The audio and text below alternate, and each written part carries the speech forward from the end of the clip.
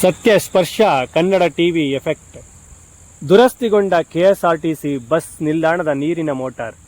ಕಳೆದ ಒಂದು ವಾರದಿಂದ ಬಂದ್ ಆಗಿದ್ದ ಶೌಚಾಲಯ ಓಪನ್.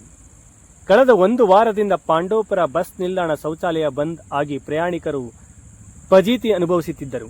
ಈ ಕುರಿತು ಸತ್ಯ ಸ್ಪರ್ಶ ಕನ್ನಡ ಟಿವಿ ವಿಸ್ತೃತ ವರದಿ ಪ್ರಕಟಿಸಿತ್ತು.